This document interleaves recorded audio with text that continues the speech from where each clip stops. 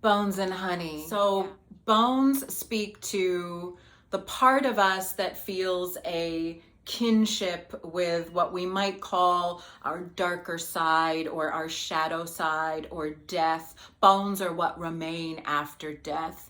And then honey is the sweetness of life or the joy. So bones and honey together, I think, speak to our many contradictions that we've always had, but I feel like they've become more pronounced maybe since 2020 and the global underworld journey that we all are still moving through. So bones and honey, allowing both to be revered and naming both as important medicine for these times.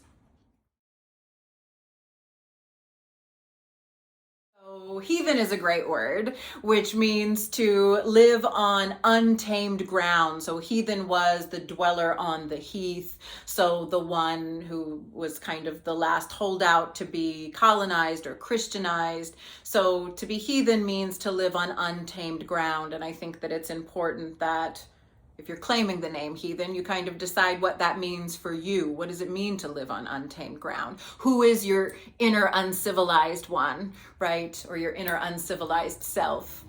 And then prayer. So the etymology of prayer is earnest request. So thinking about how we all have earnest requests and sort of extricating the word prayer from any connotations that it might have from formalized religion. We all need prayer. We all pray. So yes, a heathen prayer book.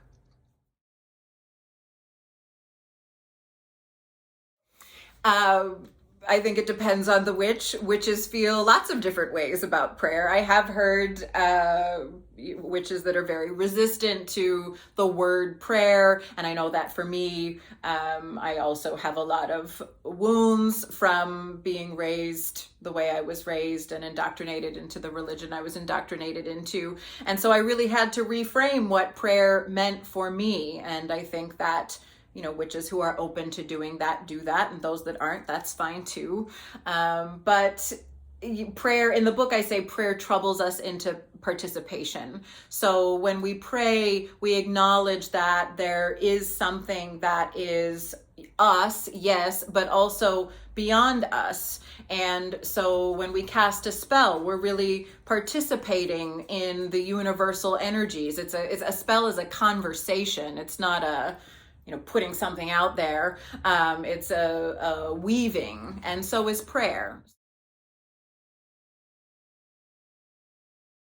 I hope that everyone finds at least one prayer. I mean, there's 13 different books within Bones and Honey, within the larger book, and then each book has a certain number of prayers in it. So I hope just one of those prayers really feels like the reader could have written it themselves. I'm hoping that everyone who reads the book finds just one prayer in it where it's like, yes, this is the reason I am reading this book.